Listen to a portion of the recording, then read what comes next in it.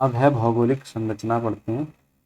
तो भौगोलिक संरचना में एक चीज़ मैं तुम्हें क्लियर कर दूं पहले, जो हिमालय है वो कुछ इस तरीके से है, यहाँ से स्टार्ट होके मतलब पूरा रेंज है जो यहाँ तक जाती है, और यहाँ से होते हुए ये जो अंडमान निकोबार है ये भी हिमालय के ही हिस्से माने जाते हैं। ठीक है, ये पूरी एक इस तरीके की चंद्राकार वाला जो हिस्सा है ये सारा कुछ हिमालय में ही होता है। लेकिन तो उत्तराखंड में ये देख सकते हो आप, तो ये यहाँ पर भी पार्ट है।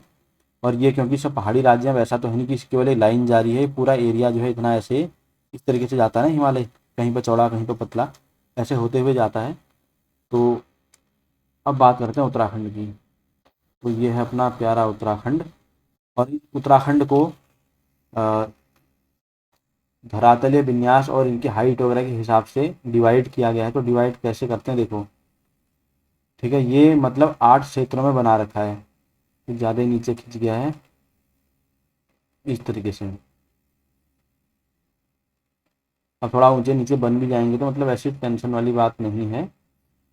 उसके अलावा एक दो तीन, तीन के अलावा यहाँ पर आएगा 4 इस तरीके से, और यहाँ पर आएगा ऐसे, ठीक है, और यहाँ पर भी कुछ कुछ इस तरीके से ही आएगा। और ये तो यूपी वाला हिस्सा हो गया, इसमें मैं नहीं बनाऊंगा इसको। तो अब नाम क्या क्या है इनके देखो, सबसे जो इधर वाला हिस्सा है ये होता है ट्रांस हिमालय, ठीक है, ट्रांस हिमालय, बढ़िया। दूसरा यहाँ पर आता है बृहद हिमालय, जो सबसे जो है ऊंची, जिसके अंदर चोटियाँ पाई जाती हैं वो बृहद हिमालय ही है। यहाँ पर जो एवरेज हाइट है चोटियों की वो लगभग 6000 मीटर है, यानी कि वैसे 6100 मीटर है एवरेज। एवरेज का मतलब हुआ कि चोटी इतनी, मतलब इससे बड़ी ही होनी है, एक आध होंगी जो इससे थोड़ा बहुत छोटी होंगी, और एवरेज मिला के 6100 तो बहुत ऊंचा है। तो सारी ऊंची ऊंची चोटियाँ इधर ही पाई जाती हैं। उसके अलावा ये लघु या मध्य हिमालय, लघु या मध्य, अच्छा एक चीज़ मैं और बताऊं, जैसे ये बृहद है तो उसके नीचे मध्य, उसके नीचे लघु नहीं आता है। लघु या मध्य एक ही चीज़ है। लघु या मध्य के ऊपर सीधे बृहद हिमालय आएगा। उसके बाद जो हिमालय का वो वाला हिस्सा, जैसे ये देखो यहाँ पर प्लेन हो गए, प्लेन के बाद थोड़ा सा ऊंचाई बड़ी शिवालिक वाला एरिया, थोड़ा और ऊंचा होने लगा लघु हिमालय वाला, थोड़ा और ऊंचे ऊंचे पहाड़ आ गए, ये बृहद हिमालय में आ गया, या ऐसे देख लो, ठीक है।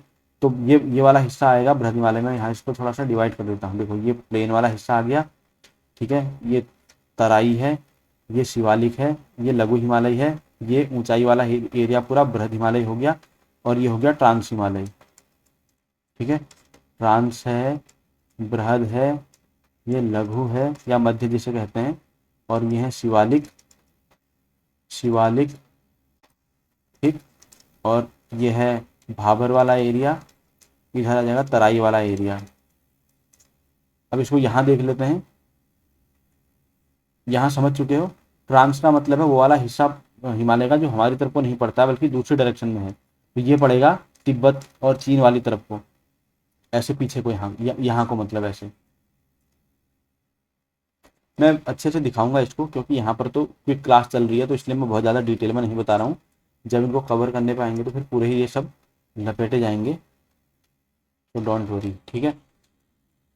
वो वीडियोस जो है आप देखना चैनल पे, इसीलिए। अब यह है ट्रांस हिमालय, बृहद हिमालय, लघु या मध्य हिमालय, ठीक। उसके बाद यहाँ पर नीचे आते हैं शिवालिक, शिवालिक, शिवालिक। अब जो शब्द है शिवालिक, ये बना है शिव प्लस अलग से, ठीक है। शिव का मतलब तो शिव है, और अलग का मतलब होता है भौहें, यानी कि शिव की भौहें, ठीक। उसके बाद ये नीचे आता है, कुछ एरिया है, छोटा सा एरिया है, भाबर वाला है, और उसके नीचे फिर तराई क्षेत्र आ जाता है, ठीक हो गया। और यहाँ पर तराई तो यहाँ भी है, लेकिन यहाँ पर जो है क्योंकि गंगा है तो कुछ एरिया यहाँ पर गंगा का मैदान वाला आता है, क्योंकि मैं इसको ऐसे सेपरेटली इसको यहाँ पर से अलग करके लिख लेता हूँ, क्योंकि यहाँ पर उतना बड़ा एरिया गंगा का मैदान का ही है ज़्यादातर एरिया। तो यहाँ आएगा गंगा का मैदान, ठीक है, गंगा का मैदान। अब ये ऐसा नहीं कि ये यहीं पर तक है, यहाँ पर गया हुआ पर बहुत कम है, इसमें मोस्टली जो एरिया है हरिद्वार वाले में वो गंगा का मैदान का है। तो इसलिए मैंने यहाँ पर लिख दिया। अब बात करते हैं क्वेश्चनों की, बीच बीच में उसको देखते रहेंगे। तो क्वेश्चनों की बात करते हैं। तो धरातलीय विन्यास, शैल स्तर, शैलक्रम और उच्चावच स्वरूपों के आधार पर उत्तराखंड को 8 भौगोलिक क्षेत्रों में बांटा जा सकता है। तो ये क्षेत्र हैं, तो ये क्षेत्र मैंने तुम्हें बता ही दिए हैं। ट्रांस हिमालय 1, बृहद हिमालय 2, लघु या मध्य हिमालय 3, शिवालिक 4, भाबर 5, तराई 6, गंगा का मैदान 7, और उसके अलावा कौन सा रह गया, दून क्षेत्र में बताना इसमें भूल गया, तो दून क्षेत्र भी यहाँ पर कर लेते हैं। शिवालिक और लघु के बीच का जो एरिया है, यहाँ पर कहीं पर यहाँ बनता है दून क्षेत्र, ठीक है, जहाँ पर देहरादून वगैरह है, देहरादून, पाटली दून, ठीक है, देहरादून इधर हो गया, पाटली दून यहाँ रामनगर जो कॉर्बेट पार्क वाला एरिया है, इधर इधर पड़ता है बीच में, ठीक। तो ये 8 क्षेत्र हो गए। उसके बाद है राज्य के किस जिले का अधिकांश भाग गंगा के मैदान के अंतर्गत आता है, तो यहाँ मैंने लिख रखा है हरिद्वार जिले का है। उसके बाद है किस क्षेत्र में पाताल तोड़ कुएं मिलते हैं, तो ये तराई क्षेत्र में मिलते हैं, ठीक है, पाताल तोड़ कुएं, पाताल तोड़ कुएं या कुएं, कुएं भी लिखते हैं ना, ए लिखते हैं या ये लिखते हैं, ए लिखते हैं, इसमें ए लिखा हुआ है, तो कुएं, ठीक हो गया। इनको तुम उससे समझ सकते हो जो ट्यूबवेल होते हैं, ठीक, वहाँ पर ही मोस्टली तराई में ही लगते हैं, देखा होगा आपने, सिंचाई के लिए जो मेन चीज़ें हैं वो ट्यूबवेल हैं, क्योंकि वहाँ पर जो पानी का लेवल रहता है वो काफ़ी आसानी से मिल जाता है। उसके बाद बात करते हैं किस क्षेत्र में पंजाब, हरियाणा, बंगाल आदि राज्यों के लोग निवास करते हैं, तो पहले मैं इसकी डुप्लीकेट कर लूँ, उसके बाद इसको हम पेज नहीं क्लीन करेंगे, ठीक। अब आगे किस क्षेत्र में पंजाब, हरियाणा, बंगाल आदि राज्यों के लोग निवास करते हैं, तो यहाँ करते हैं तराई क्षेत्र में। उसके बाद है तराई क्षेत्र के ठीक उत्तर में स्थित कंकड़ पत्थर से युक्त क्षेत्र को कहा जाता है, तराई के ठीक उत्तर में स्थित यह कंकड़ पत्थर से युक्त क्षेत्र को कहा जाता है भाबर। हल्द्वानी वाला जो एरिया है वो भाबर है। हल्द्वानी वाला एरिया में आप अगर जमीन मकान बनाते हो तो आप देखोगे जमीन खोदने पर जब कॉलम वगैरह डलते हैं तो नीचे से नदी के जैसे पत्थर निकलते हैं गोल वाले, वो सारा का सारा एरिया जो है वो नदियों द्वारा लाए गए जो निक्षेप होते हैं उनसे ही बना हुआ है, करोड़ों सालों पहले, लाखों साल पहले। उसके बाद है राज्य में भाबर क्षेत्र के तुरंत उत्तर की पहाड़ियों को कहा जाता है, तो भाबर क्षेत्र के तुरंत उत्तर की पहाड़ियों को कहा जाता है शिवालिक पहाड़ियाँ, ठीक हो गया। और शिवालिक को ही और भी नाम है इसके, इसे शिवालिक भी कहते हैं, इसको बाह्य हिमालय भी कहते हैं, बाह्य हिमालय, या फिर इसको हिमालय पाद भी कहते हैं, हिमालय पाद यानी कि पैर, हिमालय के पैर, कोई पहाड़ है उसके पैर वाला हिस्सा, ठीक हो गया। उसके बाद बात कर लेते हैं राज्य में शिवालिक श्रेणी की औसत चौड़ाई और ऊंचाई है, तो देखो भाई शिवालिक श्रेणी मैंने यहाँ पर बना ही रखी है, तो इसकी जो एवरेज चौड़ाई है कुछ इस तरीके से यहाँ पर होगी। मैं इसी एरिया में दिखा रहा हूँ, पूरे में नहीं खींचता हूँ, लाइन बना लेते हैं यार, चलो ये हो गया शिवालिक, ठीक है। अब चौड़ाई जो इसकी होती है, ये पट्टी जो बनी है ये कुछ किलोमीटर्स में है, जो कि है 10 से लेके 20 किलोमीटर, कहीं 10 कहीं 20 होगी। और इसकी जो औसत ऊंचाई है, यानी कि जो पहाड़ मैंने स्ट्रक्चर पीछे बनाया था तो उसकी जो एवरेज ऊंचाई है ये वाली, ये निकल के आती है 700 से लेके 1200, मतलब एवरेज नहीं कहेंगे इसको, ये एक रेंज है ऊंचाई की। इस ऊंचाई के बीच का एरिया शिवालिक कहलाता है, 700 से लेके 1200 मीटर। फिर 1200 से 4000 के राउंड तक आ जाता है, जब 4500 लगभग, तो 1200 से 4500 मीटर, ये क्या हुआ, ये मध्य हिमालय होता है, मध्य या जिसको हम लघु हिमालय भी कहते हैं, ये वाला हिमालय। इससे ऊंचा वाला फिर बृहद हिमालय आ जाएगा, तुम्हें पता है 6100 तक का पूरा, इससे भी ऊपर है, ये मैं एवरेज हाइट बताई थी उसकी। और फिर बृहद हिमालय की जो मैक्सिमम है उसके बाद होने को, तो तुम्हें पता है बृहद हिमालय में जो सबसे ऊंची चोटी है भले ही वो नेपाल में है, लेकिन वो है कितनी, 8,839, तो मतलब 8,000 मीटर तक की ऊंचाई समझ सकते हैं। अब कुछ 8,000 होंगे, कुछ 7,000 होंगे, सारे के सारे इतने ही बड़े नहीं है, पर एक एवरेज ऊंचाई जो है वो कितनी है, 6100 वहाँ की। और उसके बाद फिर ट्रांस हिमालय आ जाता है, तो उसके बारे में बाद में बात करेंगे। 700 से 1200 के बीच में था शिवालिक, ये याद कर लेना।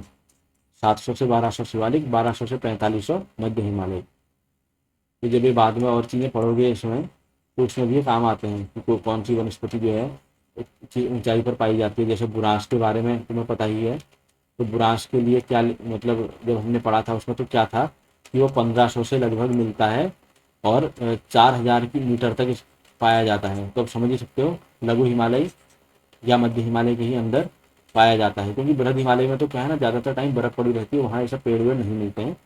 तो वहाँ पर ज़्यादातर जो है, क्योंकि पूरा एरिया बर्फ़ से ढका रहता है, साल में बहुत सारे महीने, जब गर्मी का टाइम आता है तब थोड़ा बहुत कुछ एरिया से बर्फ़ पिघलती है, वहाँ घास वगैरह उग जाती हैं, तो इसलिए वहाँ पर बुग्याल देखने को मिलेंगे। और छोटी मोटी झाड़ियाँ, जैसे फूलों की घाटी है, फूलों की घाटी, तो वो फूलों की घाटी जो है वो उच्च हिमालय वाले में ही आती है। एकदम मतलब वहाँ पर पेड़ कोई भी नहीं मिलेगा आपको, एकदम से खत्म समझ लो पेड़ों को। सिर्फ छोटे साइज की झाड़ियाँ जिसमें फूल वगैरह लग जाते हैं, या फूलों का साइज तुमने देखा ही होगा कितना बड़ा होता है फूल के पेड़, बस उसी स्टाइल की झाड़ियाँ वहाँ पर देखने को मिल जाती हैं। अब आगे बात कर लेते हैं, हिमालय का सबसे नवीन श्रेणी कौन सी है। ठीक है, तो सबसे नवीन श्रेणी है शिवालिक, यहाँ वाली, जिसको हम बाह्य हिमालय भी कहते हैं, बाह्य या फिर शिवालिक हिमालय। ये जो है सबसे नई श्रेणी है हिमालय की, जिसका माना जाता है कि 1.75 लाख से लेके 3 करोड़ साल पहले इसका निर्माण हुआ है, शिवालिक का। ठीक हो गया। और साथ ही साथ अगर युग की बात करें तो मायोसीन, नाम सुना होगा, मायोसीन से लेके प्लाइस्टोसीन, वो भी निम्न प्लाइस्टोसीन, क्योंकि प्लाइस्टोसीन को भी अलग अलग हिस्सों में बांटा गया है। तो निम्न प्लाइस्टोसीन इसमें हुआ है युग के हिसाब से, मायोसीन से लेके निम्न प्लाइस्टोसीन के। और वैसे ईयर के हिसाब से बताएं तो 1,73,000, 1.75 लाख सालों से लेकर 3 करोड़ साल के बीच में शिवालिक श्रेणियाँ। और ये सबसे नई श्रेणियाँ है, तो इतना मतलब बाकी का जो हिमालय है वो काफ़ी पुराना है, और भी इससे ज़्यादा पुराना। ठीक हो गया। इसीलिए जो शिवालिक श्रेणी में पहाड़ है वो उतने ज़्यादा मजबूत भी नहीं है, क्योंकि सबसे नए वही बने हुए हैं। उसके बाद की बात करें तो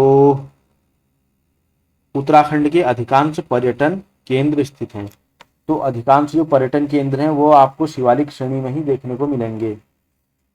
ठीक है, अधिकांश जो पर्यटन है वो शिवालिक, जैसे तुमने देखा होगा मसूरी है, नैनीताल है, ये सभी शिवालिक श्रेणियों में ही आते हैं। जिसको थोड़ा और ज़्यादा टूर करने का रहता है, घूमने का, तो वो मध्य हिमालय तक घूम के आ सकता है। ठीक, काफ़ी ऊंची ऊंची जगह हैं जहाँ पर लोग रहते हैं, पूरा जो अपना केदारनाथ वाला एरिया है, इस टाइप तक वो सब मध्य हिमालय में ही काउंट होंगे। उसके बाद फिर उच्च हिमालय होगा, बृहद हिमालय। ठीक है, देहरादून के मंदरासू, बाड़कोट और ऋषिकेश आदि स्थानों पर पाए जाने वाले डोलोमाइट चट्टानों से निकाला जाता है। तो डोलोमाइट से निकलता है चूना, तो उसको जो है याद करने की भी जरूरत नहीं है, इतना तो याद होगा ही। डोलोमाइट से निकलता है चूना, तो इस सबसे चूना ही निकलता है। उसके बाद है शिवालिक पहाड़ियों को प्राचीन काल में कहा जाता है। तो कई हमारे ग्रंथों में आपने मतलब सुना होगा, तो मैनाक पर्वत के बारे में लिखा हुआ है, मैनाक। ठीक है, ये मैनाक जो है ये वही है क्या, शिवालिक। इसको प्राचीन भाषा में, मतलब प्राचीन टाइम पर मैनाक इसको बोला गया, मैनाक। ठीक हो गया। उसके बाद बात कर लेते हैं, यहाँ इसने क्वेश्चन पूछ दिया जो मैंने पहले बताया था, शिवालिक की पहाड़ियों को प्राचीन काल में कहा जाता है। तो हो गया शिवालिक शब्द का अर्थ क्या है। तो शिवालिक शब्द मैंने बताया शिव और अलग से मिलकर बना है, जिसका मतलब है शिव की भौहें। हिमालय की 3 श्रेणियों में से जीवाश्म किसमें देखने को मिलता है। तो जीवाश्म जहाँ पर अभी, जहाँ मतलब पाया जाता है वो शिवालिक है। ठीक है, क्योंकि बाकी हिमालय तो इतना मतलब ऊंचा बन चुका है कि उसको खोद के हम जीवाश्म वगैरह ढूंढें वो इतना आसान है भी नहीं। और शिवालिक में जो चट्टानें हैं वो उतनी मजबूत भी नहीं है, तो और ज़्यादा ऊंचा है भी नहीं, तो काफ़ी मात्रा में यहाँ से मिल जाता है। शिवालिक श्रेणी जो है, शिवालिक श्रेणी और मध्य हिमालय के मध्य चौरस, समतल और क्षैतिज घाटियों को कहते हैं। तो शिवालिक और मध्य हिमालय के बीच में जो घाटियां पड़ती हैं इनको कहते हैं दून। ठीक, देहरादून, पाटली दून, ये सब। राज्य के कुछ भागों में घाटियों की समतल भूमि को कहा जाता है, तो कहीं पर इसको दून कहते हैं, कहीं पर इसको द्वार भी कहते हैं। जैसे कोट द्वार है ना।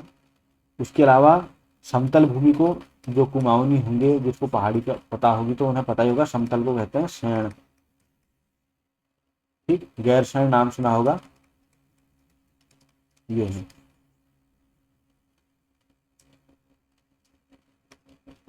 उसके बाद है देहरादून, दून, देहरा कोट, सॉरी ये लिखा हुआ है ना, देहरा, कोठरी और चौखंबा तथा पतली और कोटा हैं। तो ये सब क्या है, ये दून या द्वार हैं। देहरादून है, फिर ऐसी जो है अपना कोट द्वार है। ठीक है। राज्य का सबसे बड़ा और प्रसिद्ध दून या द्वार कौन सा है, जो 70 किलोमीटर लंबा, 24 से लेके 32 किलोमीटर चौड़ा है। ठीक है, इस तरीके से समझ लो, 24 से लेके 32 किलोमीटर चौड़ा है और 70 किलोमीटर ये लंबा है। तो ये है अपना देहरादून,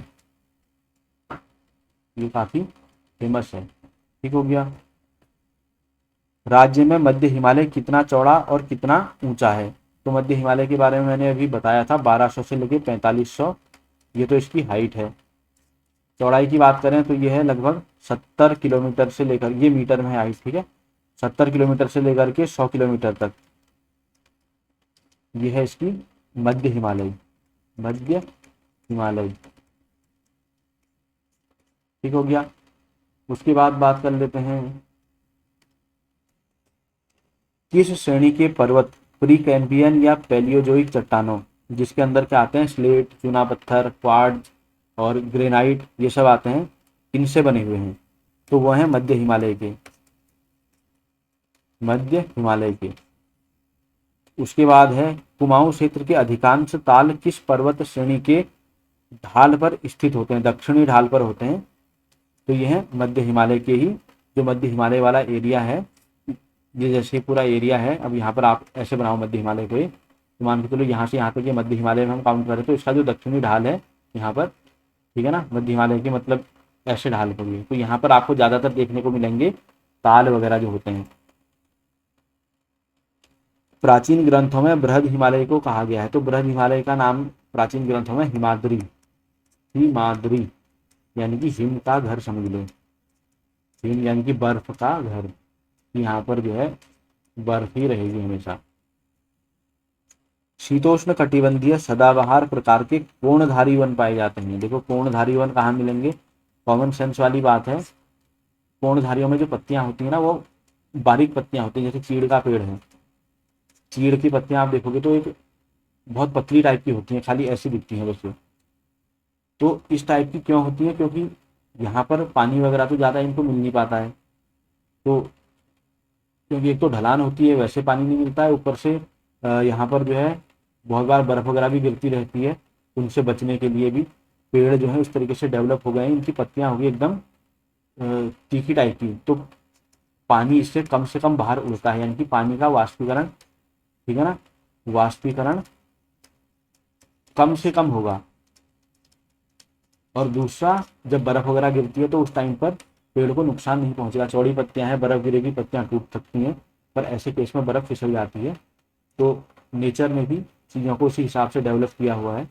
तो जो कोणधारी वन होते हैं, ये वन पाए जा रहे हैं, यानी कि बड़े बड़े वृक्ष हैं, तो ये कहाँ पर मिलेंगे, मध्य हिमालय। ये कुछ चीज़ें ना खाली सोच के काम बन जाता है, क्योंकि देखो हिमालय में एक तो आता है ट्रांस हिमालय जो हमारे किसी काम का नहीं है, और बृहद हिमालय है जो हमारे किसी काम का नहीं, क्योंकि यहाँ पर हमेशा ही बर्फ़ पड़ी रहती है, कभी कभार कुछ नीचे के हिस्सों से बर्फ़ पिघलती भी है, तो वहाँ पर घास उगती है, उससे ज़्यादा कुछ नहीं उगता है। ठीक हो गया। लेकिन वो ये जो वन है ये कहाँ पर पाए जाएंगे, ये पाए जाएंगे मध्य हिमालय में, क्योंकि वहाँ पर बृहद हिमालय फिर वन पाए ही नहीं जाते ना, पेड़ ही नहीं होते वहाँ, तो वन कहाँ से मिलेंगे। एक शब्द है वृक्ष रेखा, इसको तुम खुद ढूंढना वृक्ष रेखा क्या होती है। तो वृक्ष रेखा एक वो लाइन होती है जिस ऊंचाई के बाद से पेड़ मिलने बंद हो जाते हैं। जब आप ऊंचाई की तरफ जाते रहोगे पहले चौड़ी पत्तियों वाले पेड़ होंगे, ठीक है, खूब सारे। फिर धीरे धीरे पेड़ जो है वो पतली पत्तियां होने लगती हैं उसमें, पूर्णधारी वन।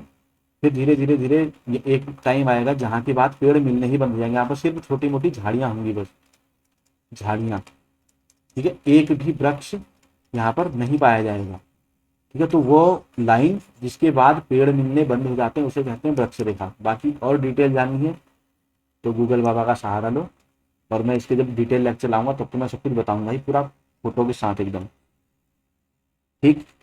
तो यहाँ हम क्वेश्चन कर रहे थे कि शीतोष्ण कटिबंधीय सदाबहार प्रकार के कोणधारी वन पाए जाते हैं, तो ये मध्य हिमालय में पाए जाते हैं। लघु या मध्य हिमालय के अंतर्गत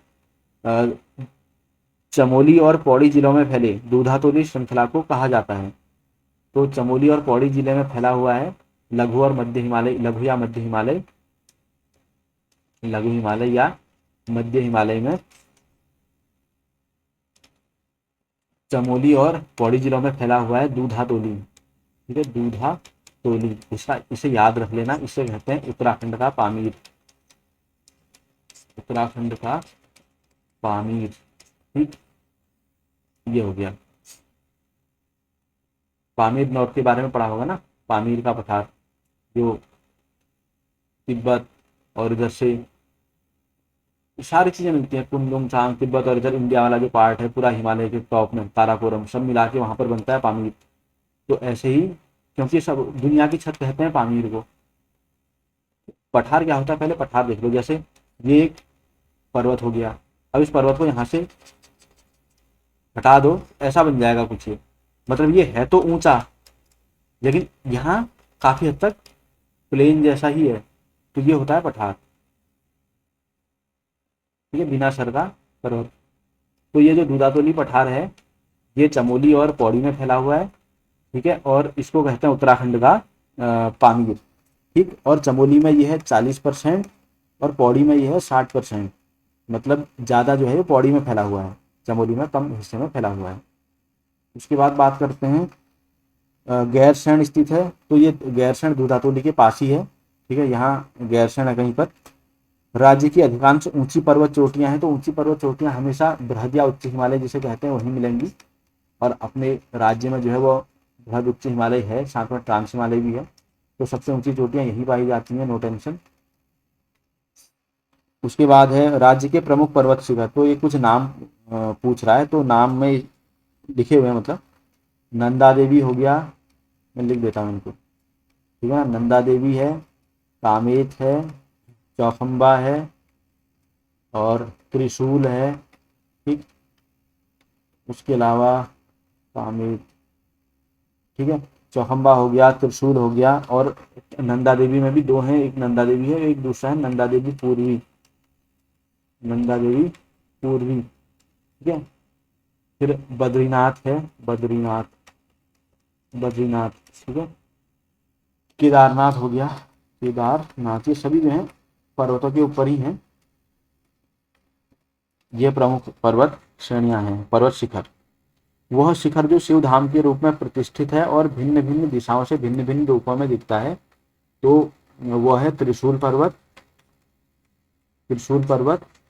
और गूगल में देखोगे तो कुछ इस तरीके का, मतलब त्रिशूल है वो कुछ ऐसा दिखता है, जैसे एक, फिर यहाँ पर दूसरा, यहाँ पर तीसरा, इस तरीके से पर्वत है वो, उसमें 3 आपको चोटियां देखने को मिलेंगी, ठीक है। उसके बाद है सर्वाधिक ऊंचाई वाली 4 चोटियां, तो इसमें है नंदा देवी, फिर कामेत आएगा, फिर आएगा नंदा देवी पूर्वी, यहाँ लिखने में थोड़ा दिक्कत हो रही है, चलो कोई नहीं, नंदा देवी पूर्वी, ठीक है, ये नंबर 1 हो गया, ये नंबर 2 हो गया, ये नंबर 3 हो गया। ये मतलब जैसे सबसे ऊंची वाली नंदा देवी रहेगी, उससे थोड़ा नीचे रहेगी कामेत, उससे थोड़ा सा नीचे रहेगी नंदा देवी पूर्वी, और चौथे नंबर पर आ गया माणा, ठीक है। अब इनकी जो है ऊंचाई की बात हम कर लेते हैं, तो नंदा देवी की ऊंचाई है 7817 इतना मीटर, ठीक है। कामेत की ऊंचाई है 7756 मीटर, नंदा देवी पूर्वी की ऊंचाई है 7434 मीटर, और माणा की ऊंचाई है 7272 मीटर, इतना 7,817, 7,756, 7,434, 7,272। कई ये 3-4 सुबह के याद कर लेना, क्योंकि इनको जो है कई बार पूछा जाता है एग्जाम में। डायरेक्ट क्वेश्चन मिल जाएगा कि माणा की मतलब ऊंचाई कितनी है, या नंदा देवी की ऊंचाई कितनी है। ठीक है। उसके अलावा है, राज्य में सर्वाधिक ऊंचाई वाली अधिकांश चोटियां किस जिले में है? तो ज्यादा ऊंचाई वाली यहाँ पर है, चमोली में। ठीक। उसके बाद बात कर लेते हैं अगला क्वेश्चन, जो कि है भगीरथी, भागीरथी और बंदरपूंछ। अब तुम समझ चुके होगे क्या है ये सब। बंदरपूंछ और गंगोत्री, गंगोत्री ये सभी पर्वत चोटियां जो हैं ये कहाँ पर स्थित हैं? तो ये सारी की सारी, भागीरथी है, बंदरपूंछ है, गंगोत्री, ये सारी हैं उत्तरकाशी में यहाँ। ठीक है। उसके अलावा जैसे भगीरथी की बात करें तो यह 6,856 मीटर ऊंची है। बंदरपूंछ की बात करें तो ये 63-15 मीटर ऊंची है। और गंगोत्री की बात करें तो 66-72 मीटर ऊंची है। और सारी की सारी उत्तरकाशी में है। उसके बाद बात कर लेते हैं उच्च हिमालय क्षेत्र की विशाल हिमनद या ग्लेशियर वो साक्ष्य प्रस्तुत करते हैं। तो जो उच्च हिमालय के ग्लेशियर हैं, यहाँ तुम्हें पता ही इस एरिया में ग्लेशियर पाए जाते हैं, बहुत सारे ग्लेशियर। ठीक है। इसको हिमनद भी कहते हैं। ठीक है नहीं, बमक भी कहते हैं, जैसे हिप्रा बमक है। तो अलग अलग नाम हैं। तो ये जो ग्लेशियर्स होते हैं ये ज़्यादातर ये कह रहा है कि किस युग के साक्ष्य प्रस्तुत करते हैं? तो ये प्लाइस्टोसीन युग के करते हैं, प्लाइस्टोसीन युग, प्लाइस्टोसीन युग के। ठीक हो गया। उसके बाद बात कर लेते हैं आगे, तो फूलों की घाटी स्थित है। फूलों की घाटी हिमालय का क्षेत्र पूछ रहा है, डिस्ट्रिक्ट नहीं पूछ रहा है। तो वैसे चमोली में ये तो पता ही है, लेकिन कौन से हिमालयी क्षेत्र में ये पड़ेगी? तो ये पड़ेगी बृहद हिमालय में। बिल्कुल कॉमन सेंस वाली बात है, क्योंकि फूलों की घाटी में पेड़ वगैरह कोई नहीं, सिर्फ फूल होते हैं। और मैंने बताया कि पेड़ों की लाइन खत्म हो जाती है और उसके बाद एरिया आता है जहाँ पर सिर्फ झाड़ियाँ और पेड़, छोटे मोटे झाड़ियाँ वगैरह, घास और झाड़ियाँ देखने को मिलेंगी आपको पेड़ में ही। छोटे मोटे झाड़ियाँ और घास वगैरह, वो पेड़ जो पौधे होते हैं अपने फूल वाले, वो सब झाड़ी टाइप के ही होते हैं। तो ये पाए जाते हैं फूलों की घाटी में। ठीक। कमेंट में बताना फूलों की घाटी की खोज किसने की थी। उसके बाद है बृहद हिमालय क्षेत्र के मूल निवासी हैं। तो भैया बृहद हिमालय वाला इधर का एरिया है पूरा ये। ठीक है। ये तो ट्रांस हो गया, ये है बृहद हिमालय। तो बृहद हिमालय के मूल निवासी हैं उत्तराखंड में बात करें तो भोटिया, ये जो है ऊंचाई वाली जगहों में ही रहने वाले लोग हैं। उसके बाद बात करते हैं बृहद हिमालय क्षेत्र में ग्रीष्म काल में पशुचारण के लिए आते हैं।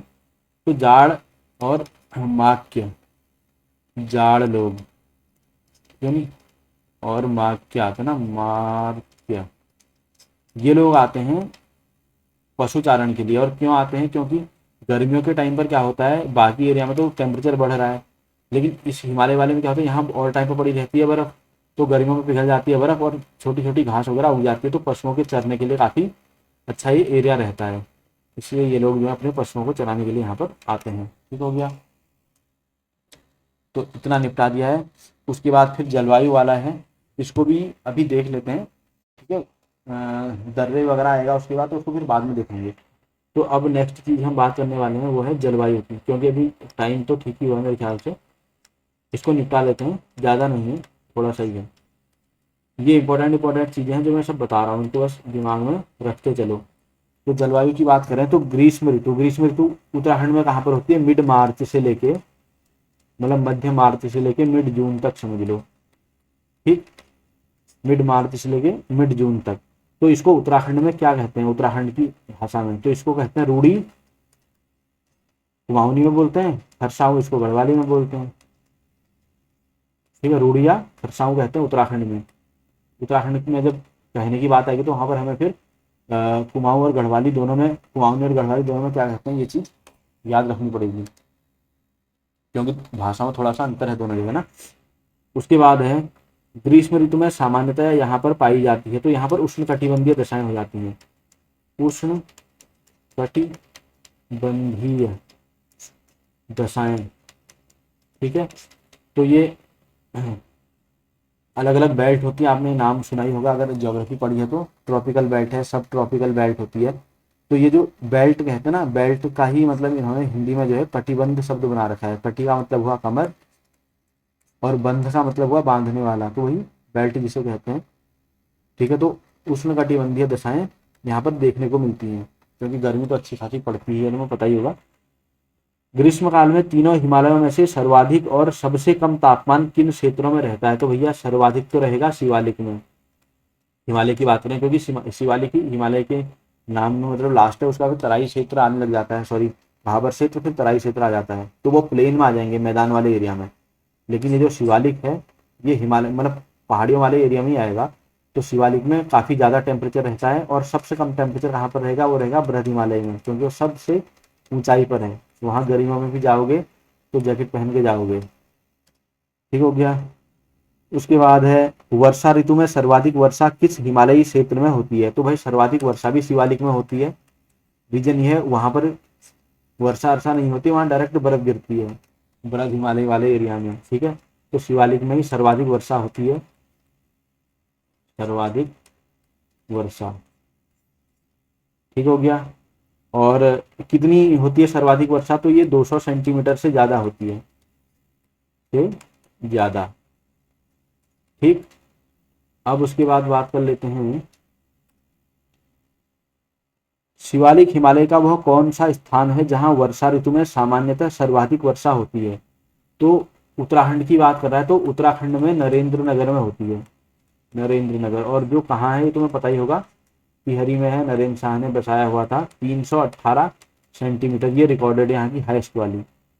उसके बाद है वर्षा ऋतु में सबसे कम वर्षा ऋतु में सबसे कम वर्षा होती है, तो ये बृहद हिमालय है, बता ही रखा था मैंने, बृहद हिमालय। और यहाँ पे लगभग 40 से लेके 80 सेंटीमीटर होती है बारिश। उसके बाद बात करते हैं राज्य में सर्वाधिक शीतकालीन वर्षा होती है। तो अभी अभी तक तो ये जो है वर्षा के मौसम की बात कर रहा है कि बारिश के मौसम में कहाँ पर बारिश होती है। अब जैसे शीतकाल है तो शीतकाल में भी बारिश होती है, अलग अलग टाइप की दशाएं बनती है बारिश के लिए, तुम्हें पता ही होगा। नहीं पता है तो मेरी पूरी वीडियो में आ ही जाएगा बाद में। तो शीतकालीन जो बारिश होती है उत्तराखंड के अंदर, अपने राज्य के अंदर मतलब उत्तराखंड में, तो ये होती है सर्वाधिक वाली अल्मोड़ा, ठीक है। अल्मोड़ा के अलावा पौड़ी हो गया, टिहरी हो गया, ठीक है, और देहरादून हो गया। तो यहाँ पर शीतकालीन वर्षा, ये चीज ध्यान रखना, शीतकालीन वर्षा होती है सर्वाधिक। राज्य में औसत वार्षिक वर्षा कितनी है? तो औसत है यहाँ पर 150 से लेकर 200 सेंटीमीटर तक, ये एवरेज है उत्तराखंड की बारिश का। कहीं पर इससे ज़्यादा होगी और कहीं पर इससे कम भी होगी। राज्य में दक्षिण से उत्तर की तरफ बढ़ने पर वर्षा की मात्रा क्या होती है? ये अपना राज्य ऐसे जाने पर वर्षा क्या होगी? तो ये एक कॉमन सेंस वाली बात है, वर्षा जो है वो घटेगी। क्यों घटेगी? क्योंकि सबसे ज़्यादा शिवालिक में होती है और सबसे कम बृहद में होती है,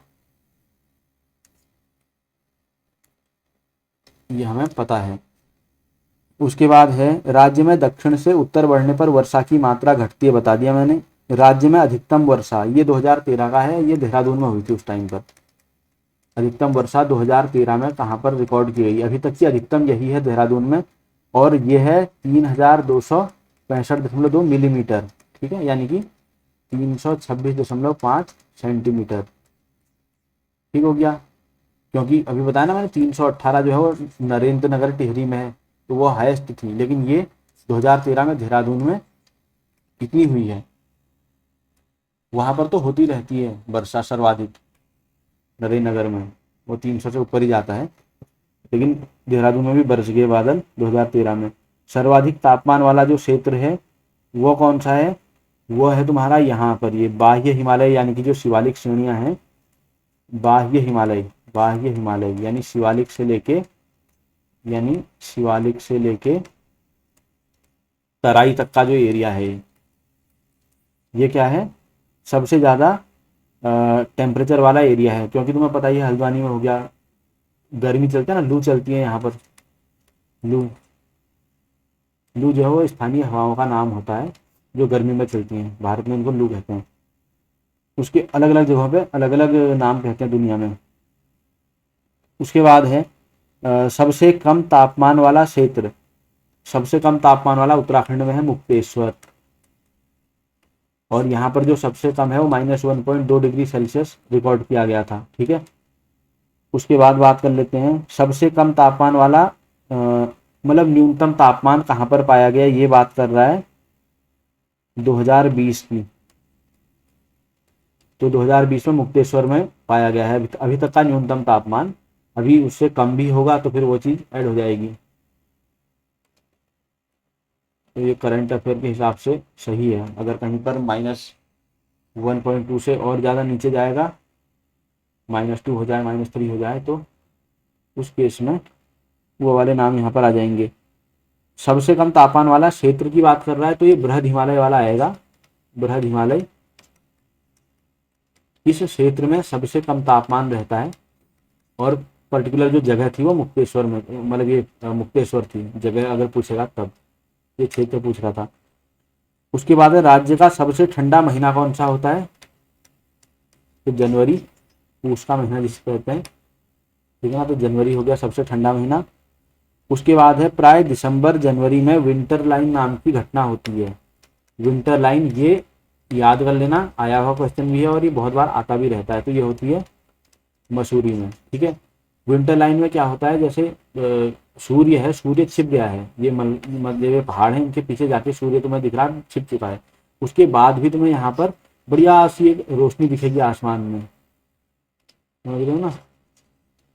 छिपने के बाद भी काफी देर तक जो है यहाँ पर रोशनी रहती है इस तरीके से, और एक ऐसा लगता है एक बढ़िया सी लाइन बनी हुई है वहां से लेके वहां तक पूरा ऐसे क्षैतिज में, इसे कहते हैं विंटर लाइन। इसी के लिए काफी सारे पर्यटक वगैरह भी आते हैं देखने के लिए इसको। ठीक हो गया। उसके अलावा है मसूरी के अलावा विंटर लाइन नाम की प्राकृतिक घटना होती है, तो बहुत जगह होती है दुनिया में।